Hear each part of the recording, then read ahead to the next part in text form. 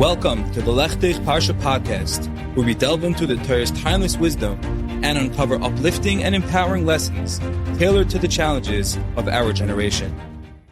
Agudin Shabbos Parshas Noach Tovshin Pei Hei Haba Olinu L'Tova. I hope you're doing well. I hope you had a beautiful week, a beautiful yontif. Thank you to this week's sponsor, Ari and Miriam Saltz of Wesley Hills, New York, Le'uli Nishmas, their mother, Aviva Bas Elio, whose yortzeit is on Vov Cheshvan. May her neshama have an aliyah. May she be a miletzes yosher for her entire mishpacha. Thank you to our corporate sponsors, Meridian Senior Health, Bluestone Brokerage, and the Haas and Zaltz Law Firm. Sefer Bereshis just began, and there are still weeks available for sponsorship. If you would like to do so, I encourage you. I would appreciate it. Please reach out to myself at 845-367-2959. If it's a birthday, if it's a yartzeit, if it's a bar mitzvah, whatever occasion it may be, it is definitely worth considering sponsoring this Harbatzas Torah. Baruch Hashem, we are growing, we're making an impact, and you can get involved, you can be a part of that.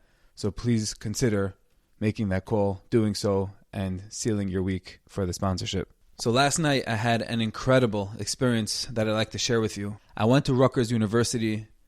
There is an organization called Olami, which you may have heard of, and they do kiruv. They do extremely amazing, incredible work, outreach, lifting up, reaching, helping souls, lost souls, discovering souls, find their path, find their journey, find the Rebbeinu Shalom, find themselves in Yiddishkeit. And I went to learn with a boy whose name is Yehuda. Yehuda had a long ponytail and necklaces and bracelets and didn't really look too Jewish, but he was there. He showed up to the Wednesday night learning program, and we sat down, we began learning. He told me before we began learning, he said, I just want to let you know I'm a big yapper. So in case we don't end up learning, I shouldn't feel bad. I said, don't worry, I can handle that. We're good. And just a few minutes into the conversation, he started telling me about his background, about his family, about his upbringing, about the schools he went to. And it was truly incredible what he had faced and what he had went through. And the fact that he's still attached, associated, he identifies as Yid, he wants to be Yid, he wants to do better, he wants to do good. And right now, he explained how he's not really a Shomer Torah mitzvahs. He, by and large, leads a secular life. But he was there Wednesday night. He came to the program, and he said, I'm here for the food. I'm here for the good time. And I said, don't worry. We say, Chazal say, Miteich Shaloi, Lishma, Bal Lishma, that what doesn't come with a pure intention, you do it anyway, and it will come to a madrega of Lishma, of pure intention, of doing it for the right purpose. As they say, fake it till you make it. And we schmoozed, and we went on, and we yapped, as he said. And finally, the layers peeled off, and he told me something extremely interesting.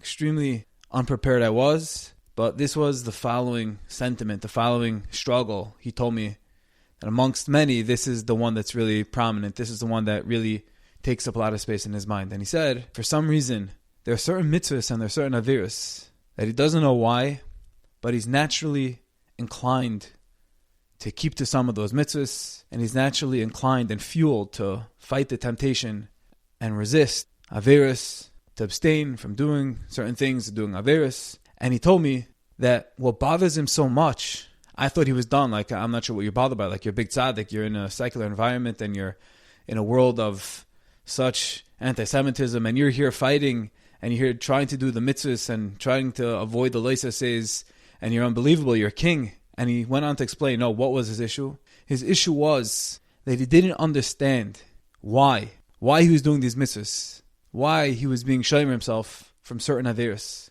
And he was so puzzled by it because he feels so distant. He feels very detached. And he can't understand how in Rutgers College, in the middle of East Rutherford, New Jersey, how on earth he has this drive, this urge, where this resilience is being fueled from, for him to attach himself to the mitzvahs and to have this, to a certain extent, this Yirah Shamayim that's holding him back from doing Averis. And a lot of times, these are not the questions that are asked. It's just more about God and about religion. And this is a very interesting one that I never heard.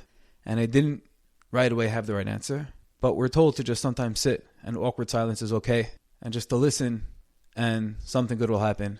So I did just that, and I sat, and I listened, and I looked at him, and I really processed and showed him that I was actively listening and really quietly, silently praying that Hashem should give me the right words or something comforting, the right perspective to say. After a few seconds, long seconds, I looked at Yehuda. I jabbed him in the chest, next to his heart. I looked at him in the eyes, and I spoke from my heart. And I told him as follows. I said, Yehuda, I said, you know the reason why you're naturally inclined to do certain mitzvahs, and why there's a burning fire around some averos? And he nodded his head, no. That's what I just asked you. And I said, I'll tell you why. Because within you, in Rutgers University, in East Rutherford, New Jersey, in a place that's desolate, almost, of Yiddishkeit, inside of you, there's a neshama tahira, there's a tzelem Elokim burning within you, whether you know about it or not, whether it's in your subconscious or you didn't even know about that, but it's there and it's burning. And I said, that's what's giving you this energy. That's what's giving you this drive to overcome and to engage in mitzvahs, to stay away from the non-mitzvahs. And it's that pintel yid, that small little burning fire that's keeping you going. It's that tzelem Elokim, whether you know about it or not. And that's always going to keep you in the line, in the shura of Ratzon Hashem, no matter how far or how distant you feel. I can't end the story and say that right then and there he cut his pony and was Mabul to be Shomer Shabbos and put on tefillin every single day and keep all your Targum mitzvahs. But he was Mabul the answer, and he put on a smile, and he heard what I had to say, and we called it a night, and we said, Mitzvah Hashem will continue. But Negela Inenenu, how it applies to all of us, it says in this week's Parsha, that the world became filled in the Dor HaFlaga and the Dor Mabul with Chamas, which Rashi says, the Gemara in Sanhedrin, Daf Kufid Aleph, is referring to robbery, stealing. And for this Avera, Hashem says that the world became corrupt because it became filled with Chamas. And because of that, I am going to go and destroy the entire world and bring the Mabul. And thus Hashem told Noach to build the Teva, etc. The question is, while Gzela is one of the Aseres Adibris, like Sigzal, but it's not like it's one of the three cardinal sins, the Gimel Averes Chamuris. So the Mefarshim ask, how could it be Hashem was going to destroy and did destroy the entire world for the transgression of Gzela, of stealing? Stealing itself, one doesn't have to give up his life. So how can it be that for the Avera of stealing, Hashem is going to kill the entire world, to wipe away entire mankind, to literally wipe away the entire earth for the Avera of stealing? It's a terrible Avera, but at the same time, everything seems to have checks and balances. There seems to be a cheshbon. And if it's not one of the three cardinal sins where one doesn't have to give up his own life, why did Hashem give such strong retribution that the entire face of the earth had to be wiped away and needed a hard reset? And to amplify and to intensify the kasha, there's a medrash that tells us something extremely interesting. The Medrash Rabbah tells us that what exactly were they stealing? Were they stealing Lamborghinis? Were they stealing meatboards? What was it? What was the luxury? What was the big deal? What was the big, tremendous gravity of this avera of stealing that Hashem felt it necessary to destroy the world? So the Medrash tells us quite the contrary. Unbelievable. Reb Chanina tells us that the Gzela wasn't even a shavar puta. What happened? A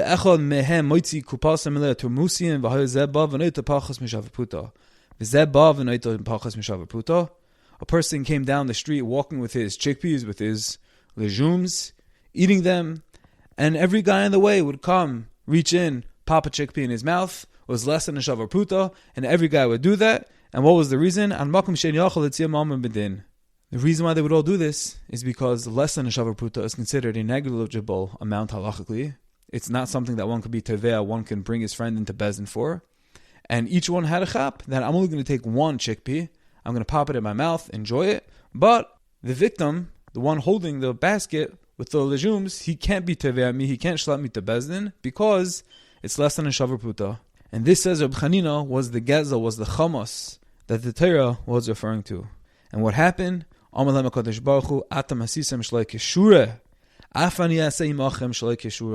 You have dealt with me not just, and just like you have acted unjustly, I too will act with you the same midah keneged midah, and I will abolish, obliterate, and destroy the entire face of the earth. So now the question only becomes stronger.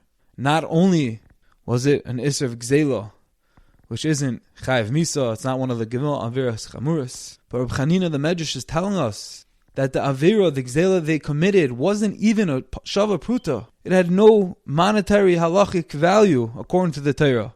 So how do we fathom that Hashem destroyed the world for seemingly a negligible avera. To this, Rechatzkel Levenstein in his Sefer Or Yecheskel writes in the section of the Mechtavim, in his letters, he writes literally 11 words that so pointedly address this question, but really shed perspective and insight on the entire world. And he writes, Nimtza shekol inish Dor HaMabul haya rak al inyan shalai keshura. It turns out that the entire punishment of the Dor HaMabul was solely due to the fact that they acted shalai keshura, not in the line with Hashem's will. Meaning, says Reb Chatzkel, it's true, we'll give it to you. Gzela isn't one of the Gimel Beis Chamurus. And it's also true that the Gzela was less than a Shavar Pruta, an amount that's less than what's recognized halachically as a Shavis Mammon of value. Yet, says Reb Chatzkel, the reason why the world had to be destroyed and needed a hard reset was because this particular way of stealing, they did it in a way of pachas mishavar puta. They knew Hashem doesn't want stealing in the world, but they did it anyway. But not only that, they did it in a way that they don't have to go to Bezdin, that the whole thing, the whole system, whatever Hashem mandated, whatever Hashem instated, the way the world should run, the way how the halachic system, the judicial system should work, and there should be schar v'aynish, din v'cheshben, and one should be able to be taken to Bezdin. This was a clear demonstration. They came up with a systematic way how to debunk, how to uproot Ratzon Hashem from Mamish, the roots. This was even more severe than Gilui Rayos. This is more severe than Avodah Zarah, because this literally went to the roots of whatever Hashem wanted, whatever Hashem mandated, and said, Hashem, I know this is your Ratzon, but I'm overturning it, I am uprooting it, and I'm saying it's fakir.